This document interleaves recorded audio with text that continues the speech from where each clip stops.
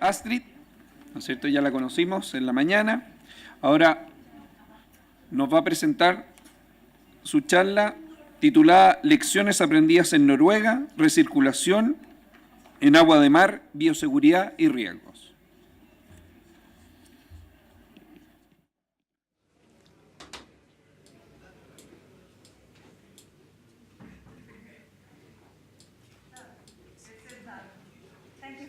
Muchas gracias por no salir de la sala.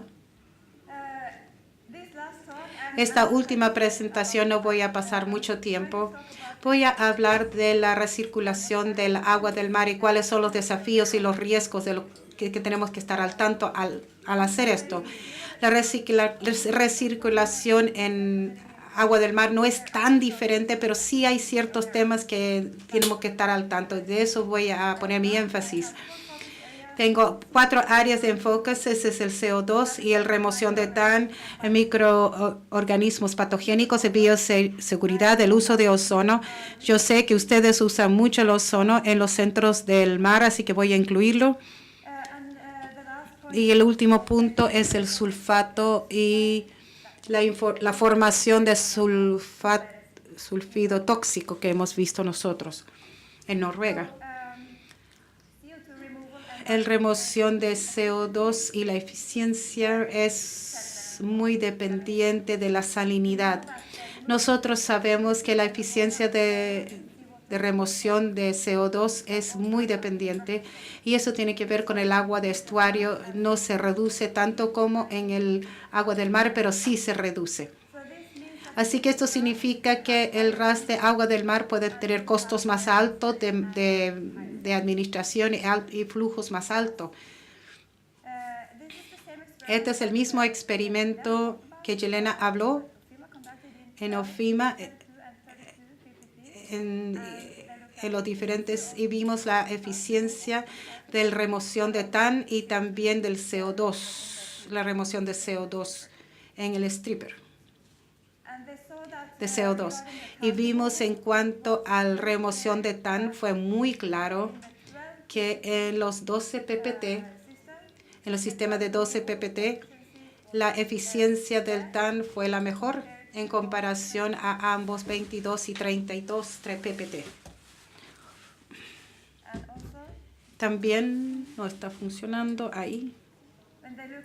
Cuando vimos la remoción de CO2, la eficiencia de remoción de CO2, 12 y 22 PPT no fue tan diferente el uno del otro, pero se pudo observar que la eficiencia de CO2 fue mucho más baja en comparación a 12 y 32.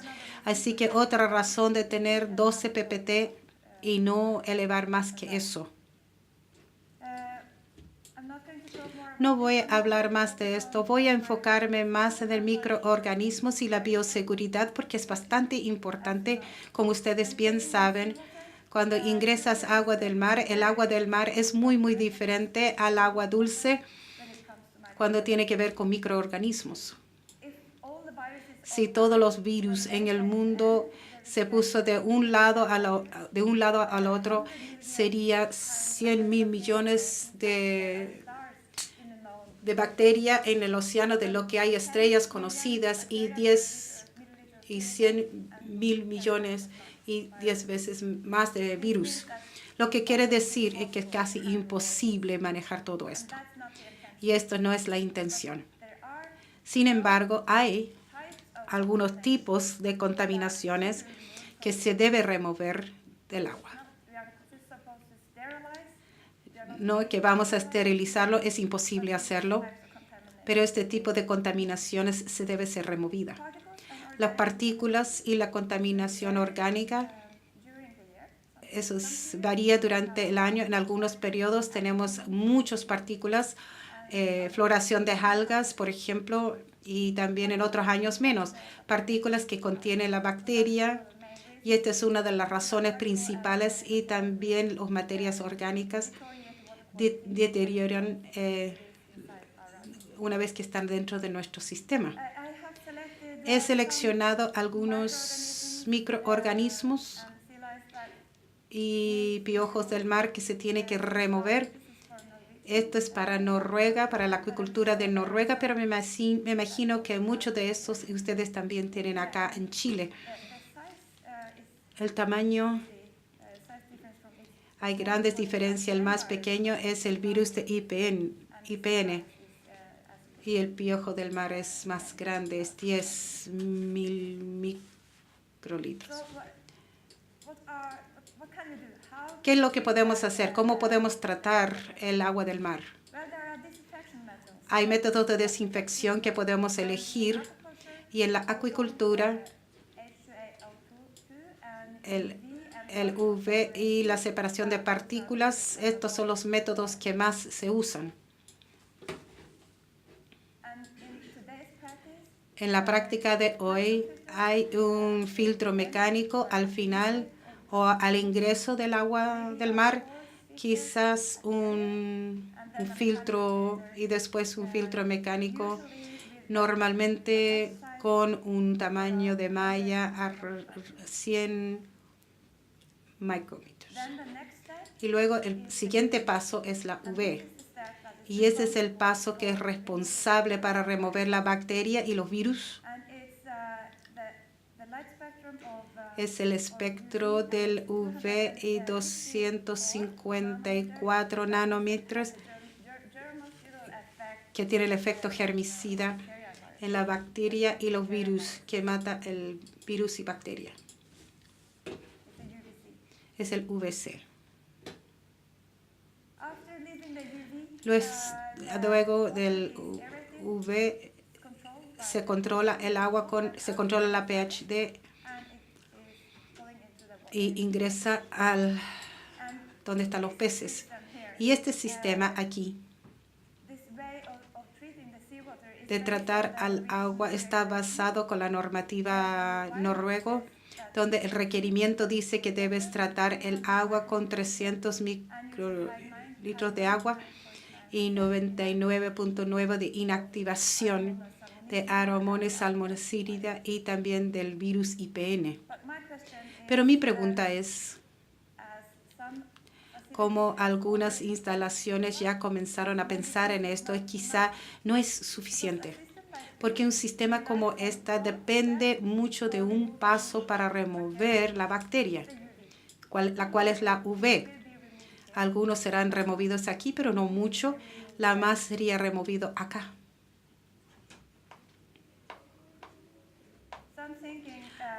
Algunos piensan, ya que tenemos este flujo muy pequeño de donde ingresa el agua, entonces tenemos que pensar, debemos tener una doble barrera como tenemos en la producción de agua potable, para que el filtro pueda ser actualizado para incluir una membrana. Y luego tendrás 99,999% de remoción de bacteria y 99% de virus, remoción de virus si es que eliges un filtro de ultravioleta. Estos filtros y membranas son las que se pueden aplicar en la acuicultura y ya están siendo aplicados en algunas instalaciones en Dinamarca y también en Noruega. ¿Podemos usar el ozono como un método de desinfección para el agua del mar? Cuando agregas el ozono en el agua dulce, vas a tener una reacción con la materia orgánica. Va a tener pequeñas partículas que se unen y se hacen un granuloma, pero actúa totalmente diferente cuando se agrega el ozono al agua del mar, porque es imposible medir el ozono en el agua del mar, porque todo el ozono va a actuar con el bromido.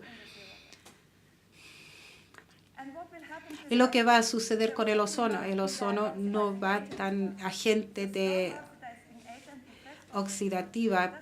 En el agua dulce es así, pero no es así en el agua del mar. Así que la agente de oxidativa es bromina. También se llama cortita TRO, oxidantes totales de residuos. Estos son los componentes ahora que están oxidando que está haciendo todo este trabajo con las partículas que el ozono está haciendo en el agua dulce. TRR se puede medir con DPD, es un método muy simple, agregando algunos químicos y medir la luz. Pero es muy tóxico para los peces, sumamente tóxico a concentraciones muy bajas. El LC50 para la trucha es 0,059 miligramos por litro. Y es donde 50% de los peces van a morir. Así que querría estar mucho más bajo que esto cuando ingresa el agua al estanque. En Control Aqua yo hice un ensayo con diferentes métodos de desinfección en el agua del mar y tenía agua del mar muy, muy clara y otro que lo contaminamos con muchas partículas. Porque queríamos ver asimilar periodos durante el año donde vamos a tener muchas partículas en el mar. Así que uno de los métodos era el ozono. Y no creo que tengo tiempo y creo que ya están muy cansados de entrar tanto en este proyecto. Fue bastante complicado, pero teníamos el ozono que fueron 300 y 300 milivolts y también dosis se miden con un potencial en milivolts. Una alta dosis fueron en agua clara y también en agua del mar. Lo que pudimos observar es que antes de agregar el ozono teníamos el trasfondo de TRLs. Es importante antes de agregar queríamos agregar el ozono y vimos que teníamos un alto aumento cuando usábamos el dosis más alta en agua del mar con partículas y permaneció alta a través del tiempo. Lo que quiere decir esto, cuando tienes muchas partículas en el mar, que para tener los milivoltios que nosotros queríamos, cuando tenía muchas partículas el agua del mar, teníamos que agregar muchos ozonos para tener el mínimo que deseamos. Y es por eso que yo creo que este agua en particular, que tenía muchas partículas, tenía valores demasiado altas. Y además de eso, la reducción de bacteria con una dosis más alta que nosotros usamos se midió para ser solamente 82. Y eso no es suficiente bueno para un tratamiento o para desinfectar el agua del mar. Y si quieres ir aún más, vas a tener una tasa de desinfección más alta, pero vas a tener un TRR más alta. ¿Qué pasa si usamos el ozono en RAS? Yo dije esta mañana que estamos usando el ozono en RAS. Si lo mantenemos en niveles más seguros, tienes muchas partículas que va a oxidar en los componentes de bromina. Y si estás en el lugar seguro de la adición de ozonos como 320 milivolts, entonces estás seguro. Pero también, cuando usas el ozono en RAS, contiene amonio, el ozono, y en el rango de pH que es normal para el RAS, no vas a encontrar componentes de bromina como HBRO, pero bromanmins. Va a actuar y sí que están en el agua, si hay amonio en el agua. Sin embargo, broman con amonio presente es mucho más tóxico en comparación a brominas solas. Tienen que tener cuidado con esto también. Sin embargo, esas bromaminas se degradan rápidamente en bromadina, pero aún así, aplicado a una dosis de bromina, ellos no persisten, pero se queman con las partículas que están en el RAS y no están ahí cuando ingresa el agua al mar. Si estás ocupando ozono en el RAS,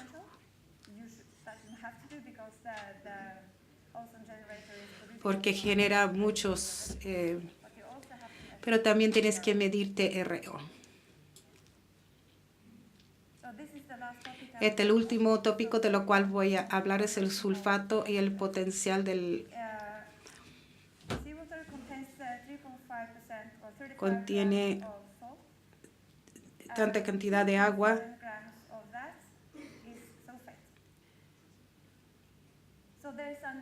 Hay un riesgo de HS en los sistemas de agua debido a, en comparado a agua dulce, 1000 veces más alta. La bacteria en el agua en RAS reduce el sulfato en la ausencia de oxígeno y nitrato.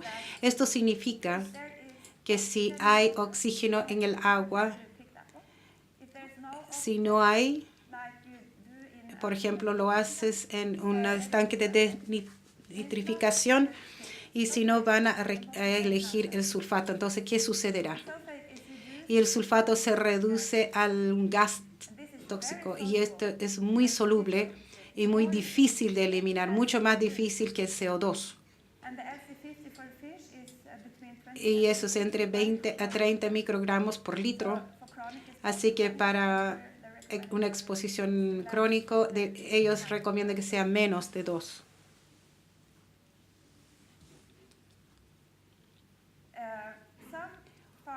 Algunos centros les gusta cerrar los sistemas aún más. Así que cuando cierras un sistema RAS y no estás agregando mucha agua de reemplazo, vas a tener 2 valores de nitrato.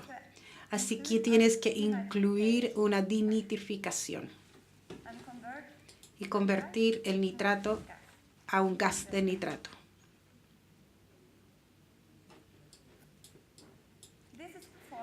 Esto se hace con bacteria que oxidiza. Como Carlos mostró, tienes que agregar materia orgánica dentro del estanque y cambiar entre diferentes receptores electrónicos. Como yo dije anteriormente, oxígeno, nitrato y sulfato. Si hay suficiente nitrato en el agua, yo elegiría nitrato, pero tienes que mantener oxígeno fuera de ese estanque. Pero ¿qué va a suceder si no hay nitrato dentro del agua? Yo creo que ustedes ya lo saben. Vas a tener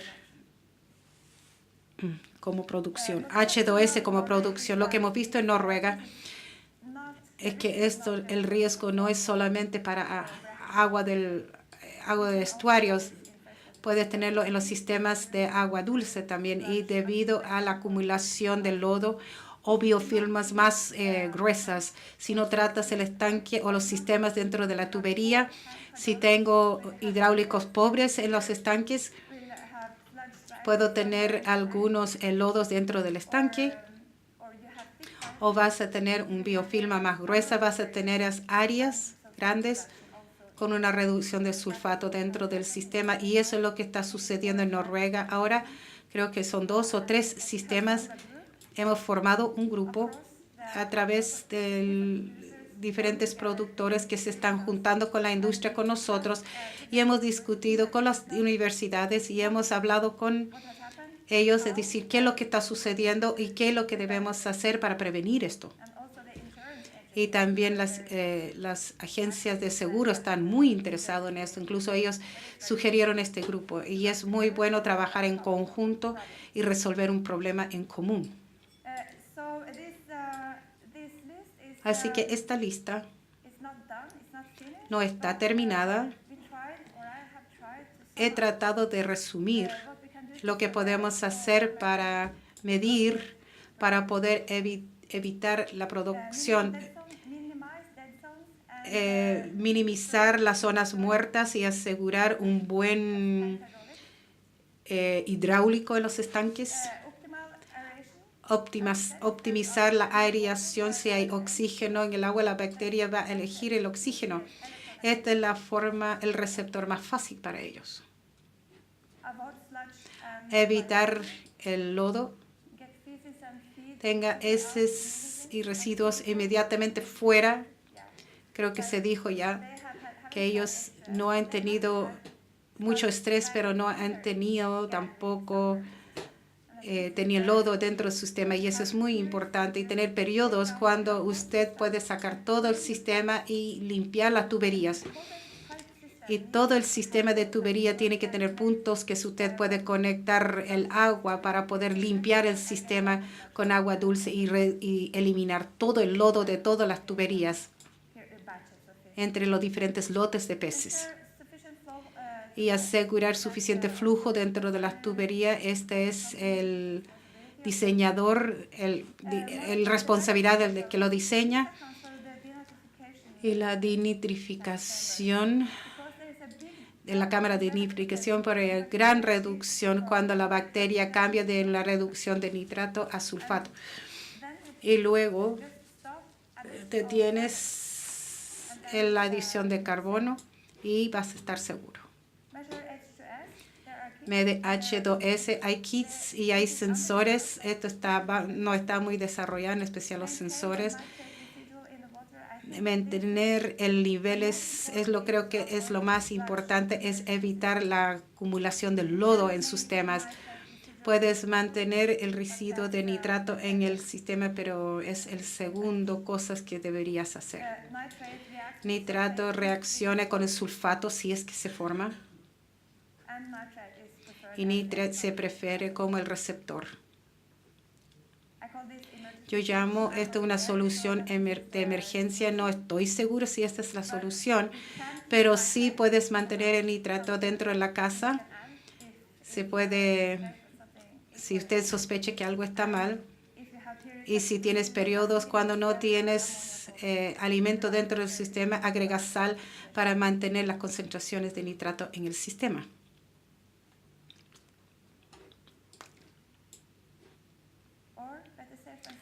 Sería mejor estar seguro que lamentar.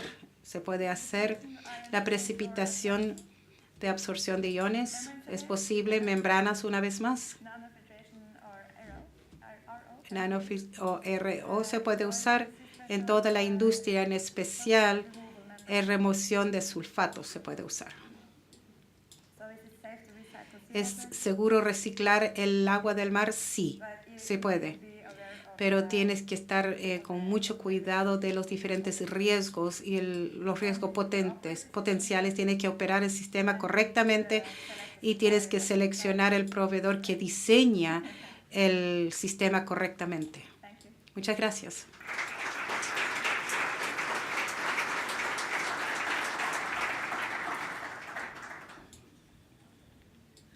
¿Preguntas para Astrid? Are there any questions for Astrid? Javier.